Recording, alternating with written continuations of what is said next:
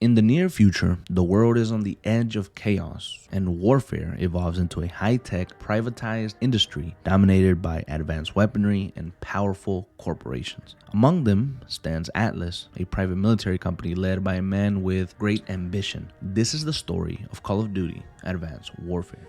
You treat your men like you would your own beloved sons, and they'll follow you into the deepest valley.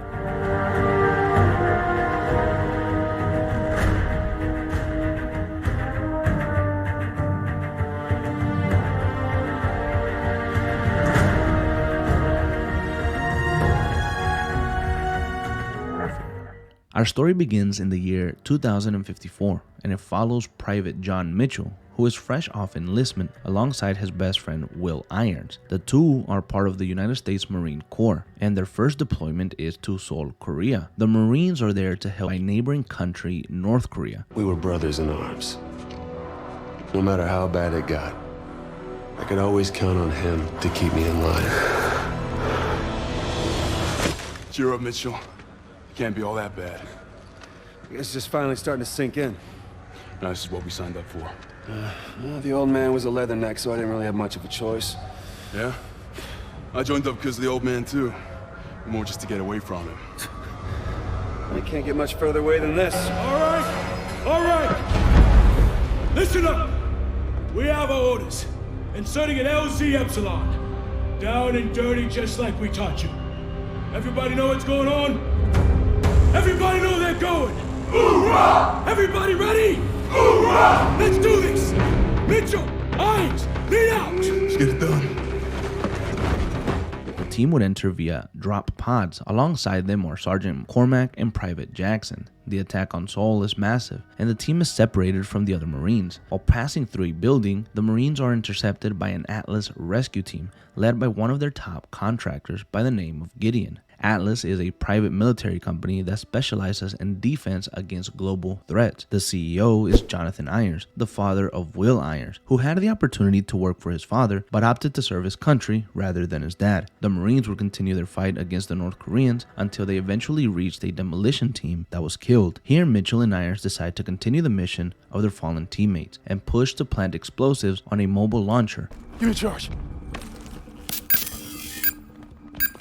Okay, timer's set. Give me. Oh, shit. Damn, I think my arm's broke. It fucking hurts. Okay, full. Shit. Don't worry about that timer. Hey, one more time. Pull! Lift it off. You gotta go now. Mitchell! We're out of time! You gotta jump now! It's okay. I'll see you on the other side.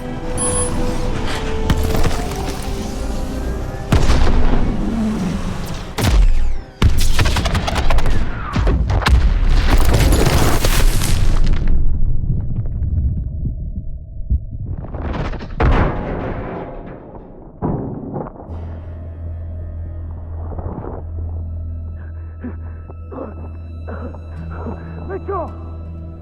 Mitchell! Nice man! Badger 2 is down. I need immediate medevac. Hold on.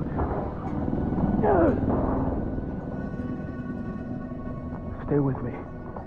You're gonna be all right.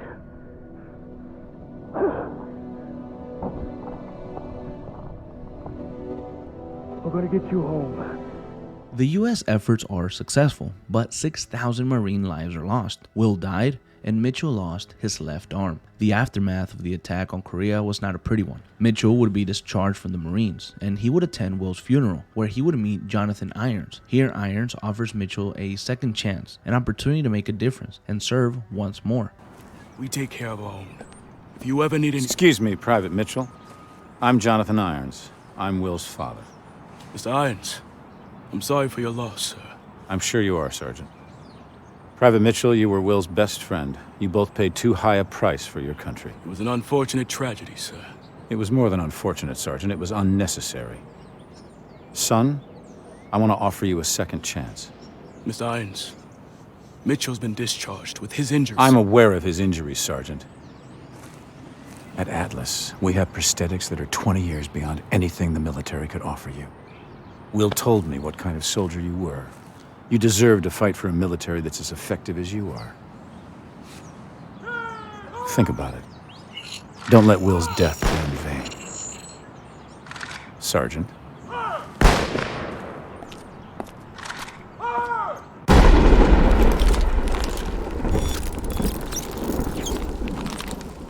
Mitchell would receive a high-tech prosthetic arm from Atlas, and he would undergo training in their facility located in Virginia. Mitchell's first simulation would be to save the President of the United States, and the mission almost went without a hitch until his prosthetic arm malfunctioned. Mitchell would be sent to fix the arm and redo the simulation. He would pass, and Mitchell would be assigned to Gideon's squad. 3 months after being integrated into Atlas, Mitchell would head to Lagos, Nigeria, with his squad to rescue the Nigerian Prime Minister, who was being held captive by a global terrorist organization known as the KVA. The KVA shared anti-Western and anti-technology views. They were a dangerous paramilitary group led by Joseph Chekadze, aka Hades. The team would be assisted by local forces, and they would move to attack Hades and rescue the Prime Minister. During this, Hades would kill one of the hostages before the team arrived, but once they secured the Prime Minister, Hades would escape, and it would be revealed that the kidnapping was a ruse. Hades was after a technologist who was in the area. Mitchell and the team pursue the KVA vehicles carrying the technologist.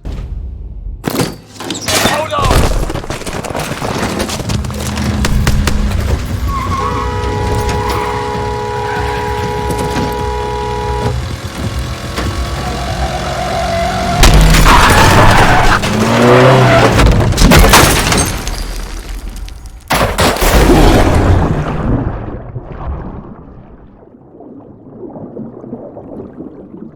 They would eventually capture him and bring him back to Atlas, where he would be handed off to Jonathan Irons, and the team would head to their rooms to celebrate the win.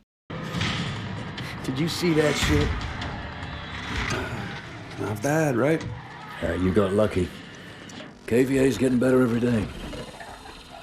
Whatever happened to that guy we pulled out of the drink anyway, huh? Irons took that with him. It's fine by me. Badass, man. Fucking badass. As you were, son. As you were. Is there something we can help you with, sir? Well, a glass would be a start. I'll do you one better. Gather around, gents.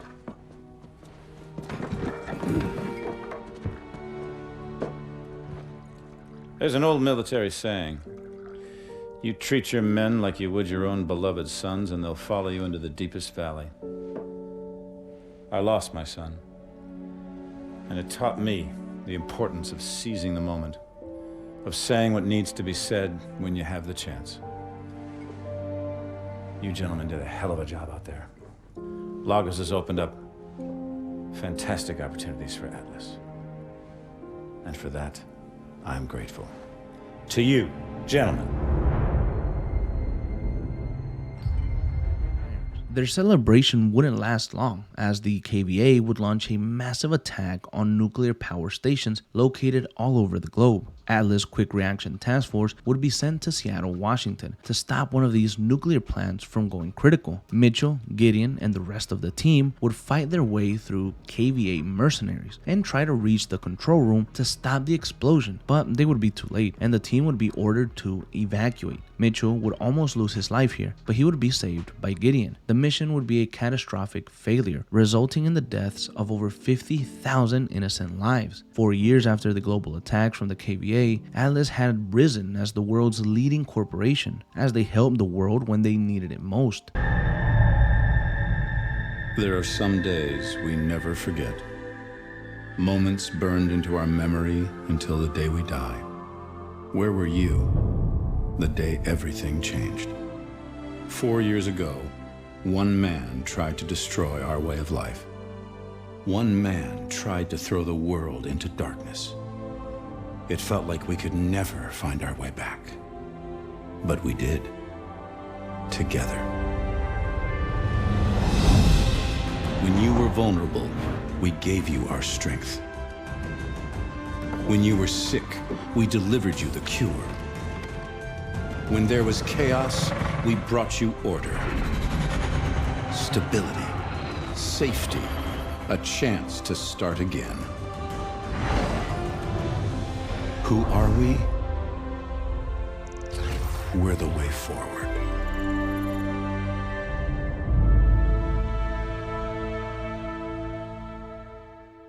Jonathan Irons is now one of the most powerful and influential men in the world, and he has been hunting Hades down for years. They finally hit a breakthrough when Dr. Pierre Denoise, who is Hades' right-hand man, is thought to be hiding somewhere in the abandoned city of Detroit, Michigan. Mitchell and his squad are sent to locate the doctor and bring him in to find the location of Hades. Their hunt for the doctor would lead them to an abandoned hospital. Mitchell would get separated from the team, and he would have to fight his way back to Gideon.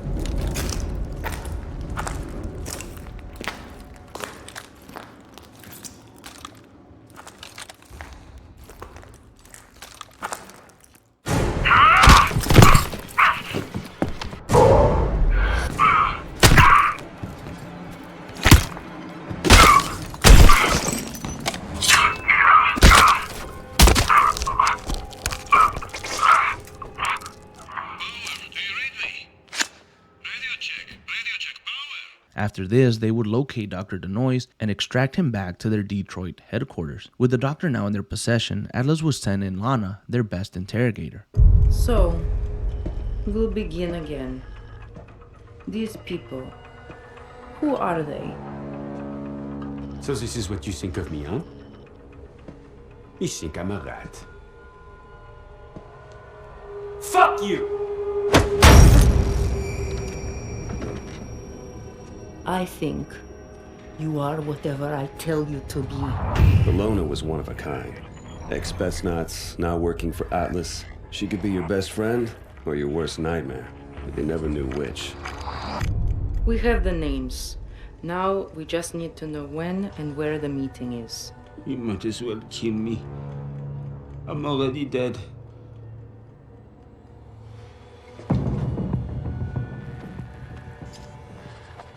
Once she got under your skin, Please, Pierre, work with me. Let us help each other. it was all over.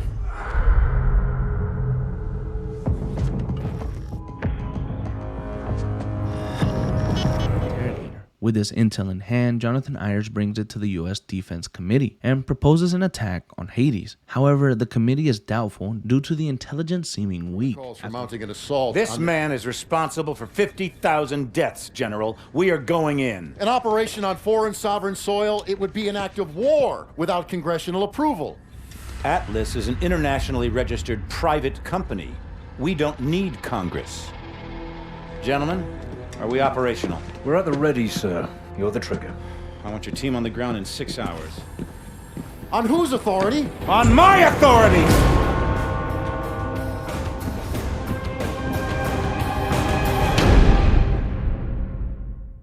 After going ahead with the mission, Lana and Mitchell located a KVA safe house and took over it. They set up and located Hades using a Wasp drone. Mitchell takes a shot at Hades, seemingly killing him. However, it is revealed that it was a body double who was also strapped with explosives that would go off in the area. Drellick, one of the team members, would sacrifice himself to save the others, and the team would try to escape while taking out a small army of KVA mercenaries. Mitchell and Lana are informed that Hades is nearby and trying to make an escape. Mitchell and Lana are able to intercept Hades' convoy, and as they corner him, Mitchell would be incapacitated by a vehicle, and he would watch on as Lana and Hades fought head to head.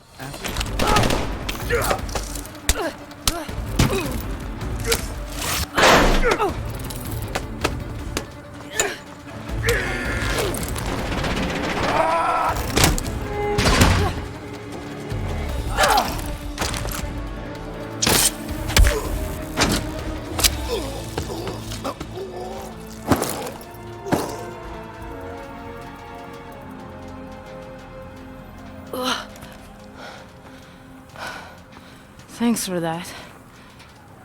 All right, let's get you out of here.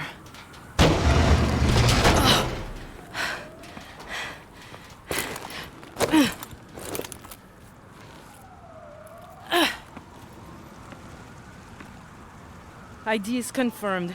Hades is EKIA. I send again. Hades is EKIA.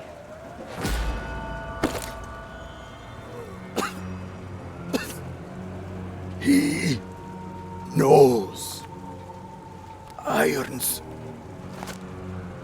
knows.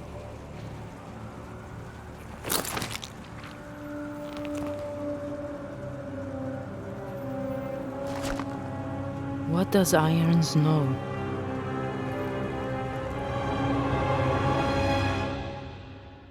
After the death of Hades and the fall of the KVA, Irons and the Atlas Corporation are more popular than ever. Mitchell and Gideon are in Atlas' new Baghdad location, where they would receive a message from Lana, who asked them to meet in private. Once they reached Lana, she would reveal an unsettling truth. That's Irons, with the technologist you saved. The guy we pulled from the river. He never made it back to Nigeria. KVA are planning an attack. He told me everything. What kind of attack? Power plants all over the world. They wanted me to compromise the security systems. Where are they planning on hitting? Seattle, Paris, Tokyo. Thousands will die. We have to tell someone. No. We have to tell everyone. It's okay, it's all right. I'm gonna take care of this right now. Fuck me. He knew it. He knew and he let it happen.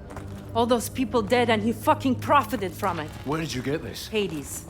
His last act before he died was giving us this. How do you know it's not It was coded and encrypted in our own algorithm. It's from Atlas. No one has seen this but us. We need to get out of here. Now!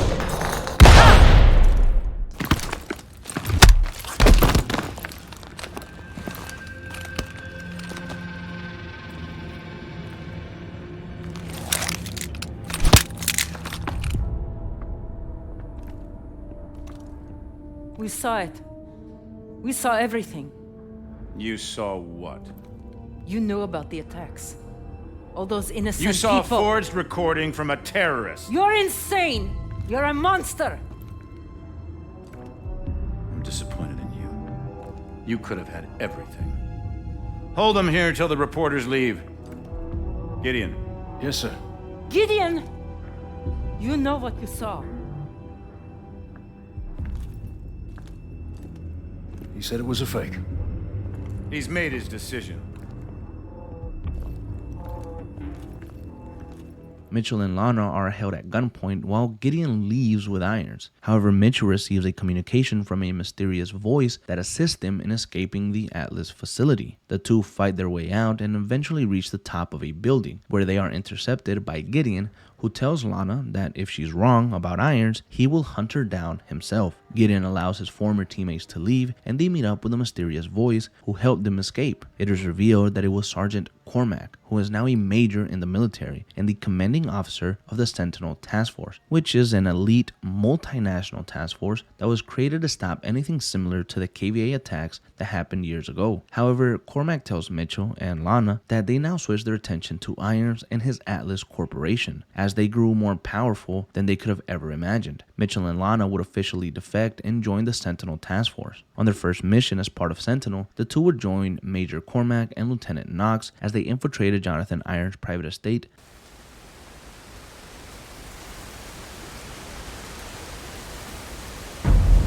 Knox, how's it going? Almost done patching into the drone network.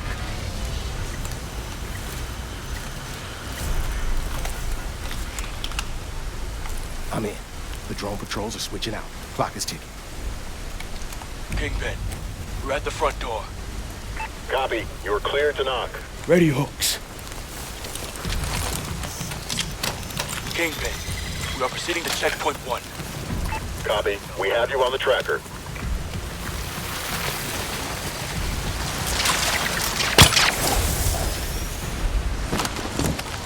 Don't move. Tangle's on your left.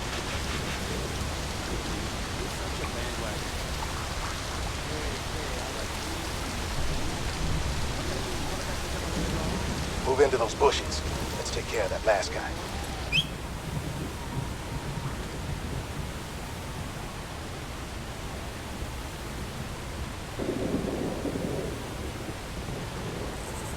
Take him out. All right, Mitchell. Security center is in the back. Work your way around.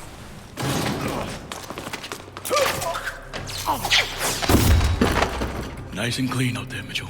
Once inside, the team would uncover a secret operation named Manticore, and it would be revealed that Manticore was a secret agent that would target anyone not part of Atlas. It was an agent that could wipe out millions if deployed, and the team found out that a large shipment of Manticore was being moved. Mitchell, alongside Cormac, would tag the plane and track its movements. Soon after, they would move to take down the plane and the Manticore shipment over Antarctica. Large forces of Atlas would arrive to attempt and take back control of the Manticore. Cormac, Mitchell, and Lana attempted to fight Atlas off, but they would fall into a hole down below. Lights.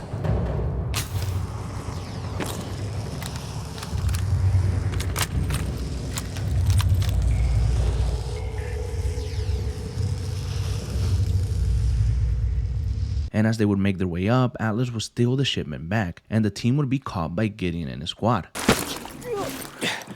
Trust me. Gideon? Atlas 1, report. This is Atlas 01. Juarez and Michaels at KIA. What? Why now, Gideon? You could have escaped from New Baghdad with us. And we'd all be none the wiser. There were just too many questions. I needed to find some answers for myself. Irons is planning a preemptive strike against the United States. He's been secretly developing a WMD, a bioweapon. And we're supposed to follow you? If he wanted to kill us, we'd already be dead. Irons has betrayed everything I stood for. I want him in the ground the same as you. If you want to stop him, we need to get to that cargo now.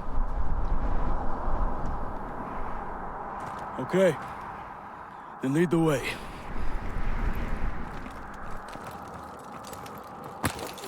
Mitchell, Cormac, grab those stingers and get out of sight.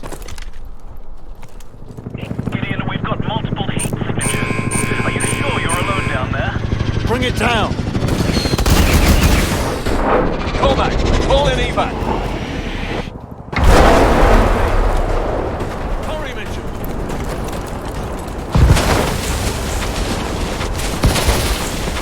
Hurry, this whole place is coming apart! Evac's here! We're moving to your position!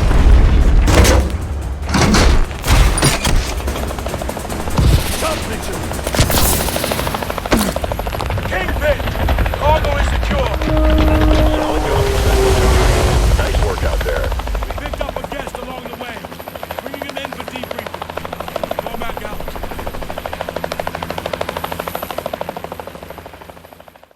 With Gideon now on the side of Sentinel, he would reveal the location of a biochemical lab where the Manticore was being made in Bulgaria. Mitchell and Gideon would infiltrate the lab with Knox and Cormac, and after destroying it, the team would exfil out of Bulgaria and regroup to plan their next move. A month after their attack on the biochemical lab, Jonathan Irons would join the United Nations Committee, and he would deliver a chilling message. To become a member of the United Nations Security Council.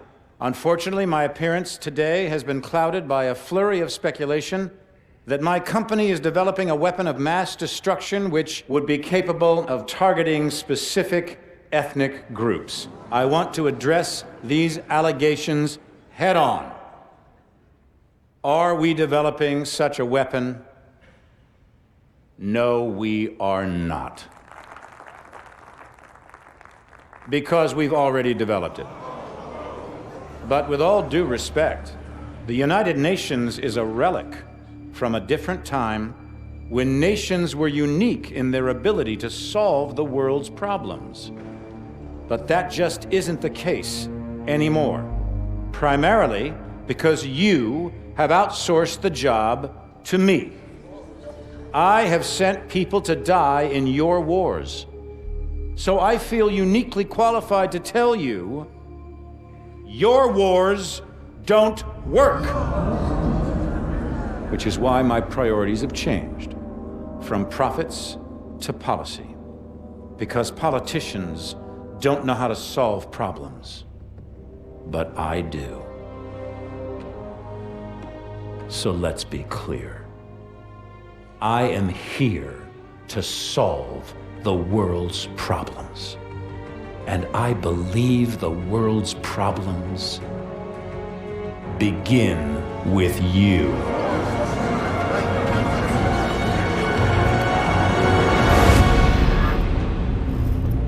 So what the hell was that? Couldn't tell you, mate. But it sounded an awful lot like Irons declaring war.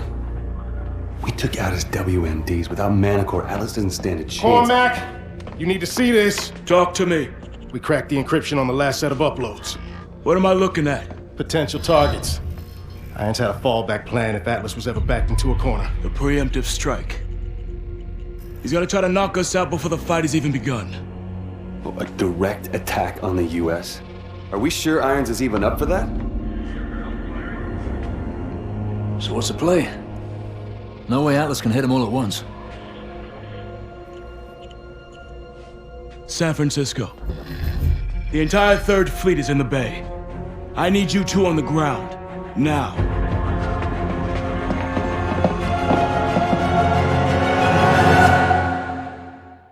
With Irons declaring his true intentions, he attacks the Golden Gate Bridge and attempts to take control of a U.S. naval carrier located nearby. Mitchell and Gideon would be on the ground when Atlas attacked, and they would just barely make it out alive from the chaos that ensued on the bridge. Cormac and Knox would arrive to help the team, and they would board the U.S. carrier and attempt to stop Atlas from taking complete control of the city.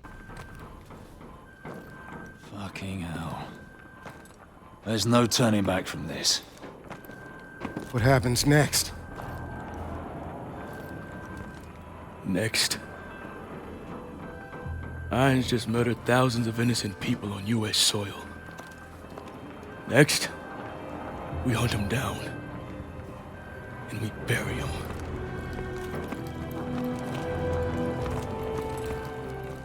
With Irons and Atlas now at war with the world, the team and the US forces deploy an all-out attack on New Baghdad, where Irons' main headquarters are located. Last minute change of plan. We'll be flanking around from the east and the north, covering blue team on their sortie over the target. Yes, sir. Guess I've got the soft option. There are no soft options on the table. I just don't want all my assets in play at once. We're only gonna have one shot at getting the bastard. That's all we'll need. I know it. Just stay alive. You're our star witness when we drag his ass in front of the Hague. Looking forward to it. All right, good luck.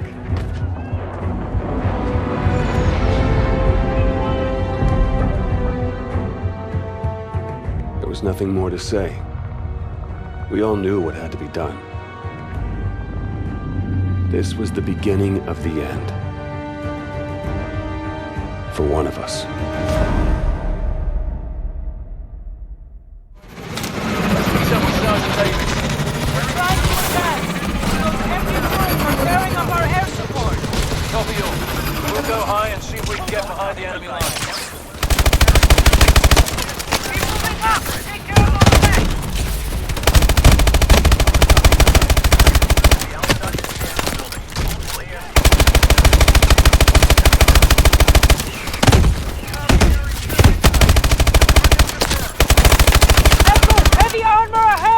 As the team pushes closer to Irons, he becomes desperate and deploys the Manticore agent, killing all forces that are not part of Atlas, including Lieutenant Knox. What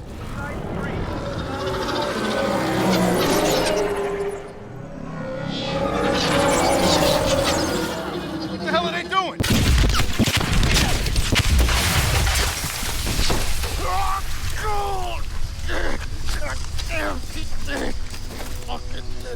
What's happening? Knox is down. I need immediate medevac on my location. No, it's Manticore. We gotta pull back. Get everyone out!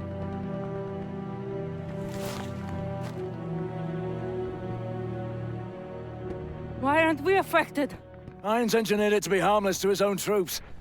The 3 of us must have been inoculated. Return fire!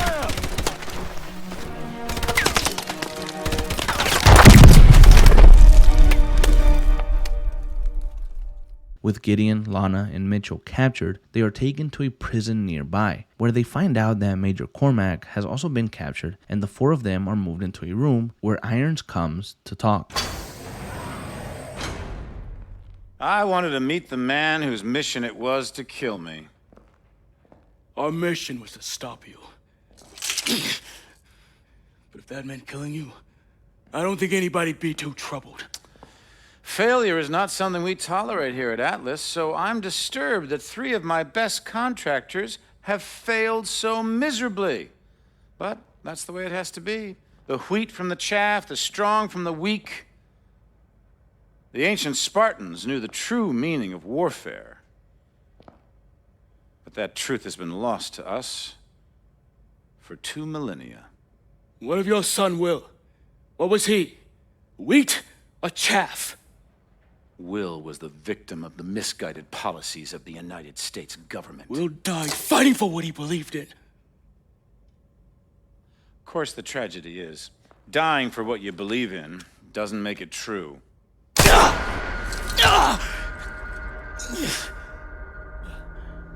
You're not young, but you are strong, Cormac. So I give you 20 minutes to bleed out. Time enough to consider whether it was all worth it.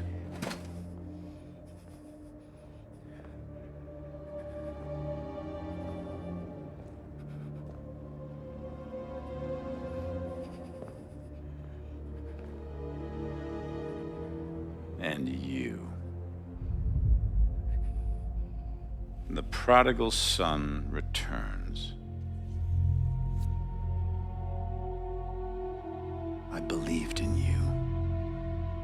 I gave you a second chance.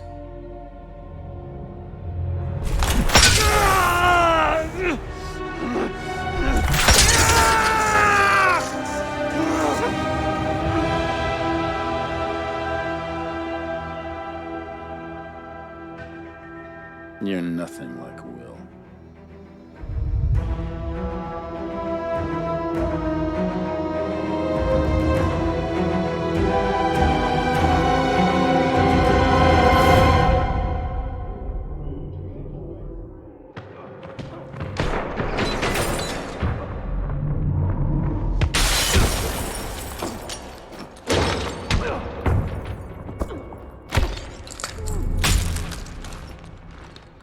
While they make an escape, they realize that Irons plans to deploy the Manticore on all major military bases, giving him complete control of the world as there would be no one left to stop him. After they escape, they make it to a nearby Atlas base, which has been destroyed. And here the team would plan on an attack to finally stop Irons and Atlas.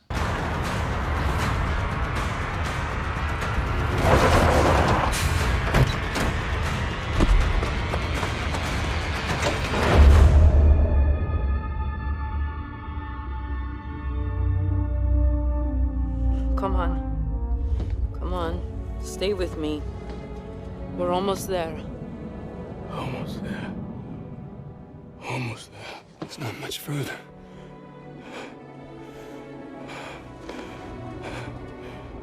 Don't stop. Don't. Come on. Cormac!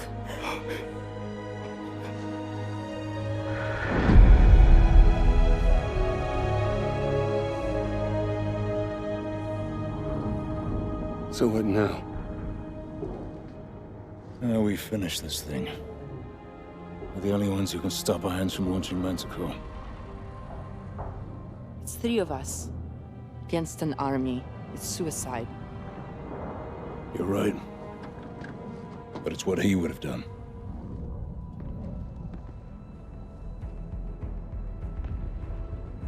Okay. You got any ideas? Just one. It was a plan only Gideon could have come up with. A frontal assault on Iron's stronghold using the 2 mech suits we found back at the base. Drones would fly us in. After that, we'd be on our own. Mitchell and Irons launch an attack on Atlas head-on with the help of AST suits, and they infiltrate the facility by going underwater and entering from below. They eventually reach the launch site and destroy the missiles before they can be deployed. There is a big explosion and Mitchell is injured. Gideon carries him to safety as they try to escape the Atlas command center. Just as they are about to escape, Irons appears and locks their exoskeleton suits, which renders both Gideon and Mitchell unable to move. Hello, Mitchell. Don't you fucking move. I could ask the same of you. He's hacking into our exos! Come on, ammo! You rely too much on those things. The city is falling. It's over. What I have started won't end with me. It's bigger than me, and it's certainly bigger than you. You think I'm a monster? That's only because you don't have the conviction to do what's necessary. Necessary? The attack on America, unleashing Manticore, killing thousands of innocent people? I'm saving the world from itself. When there's no one left to challenge Atlas, there will be no more wars. There had to be sacrifices along the way. Yeah, twisted fucks throughout history have used the same argument. I don't know who stopped the launch. They'll bring this entire building down on top of you. I could have killed you in the prison camp. I could kill you now. But I won't. I'm not a monster.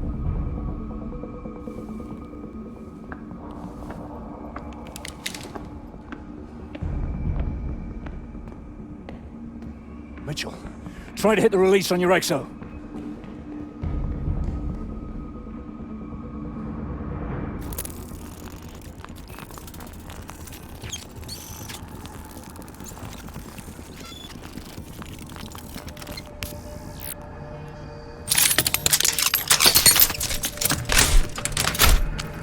Now mine. It's not working. There's no time. If he gets away, this will all have been for nothing. Go. Now! Don't let Irons get away! Hurry, Mitchell! Keep going!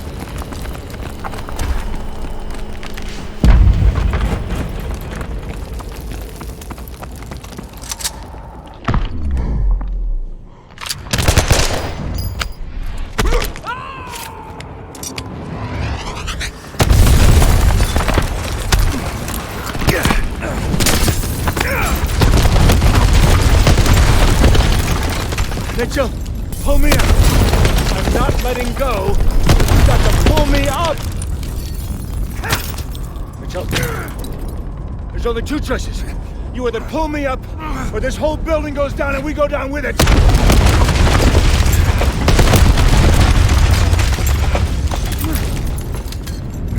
Mitchell! What are you doing?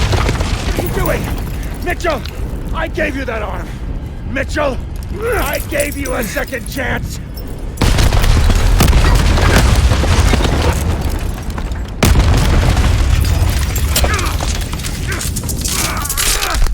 Mitchell!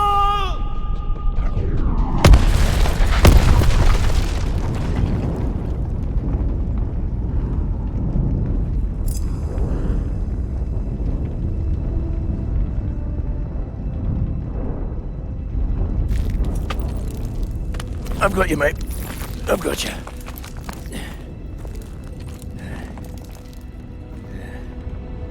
It was only gonna end one way for him. Irons gave me a second chance, and I gave it back. He thought he could solve the world's problems. If he did have the answer, he took it with him to the grave. But he was right about one thing. This wasn't the end. It was just the beginning.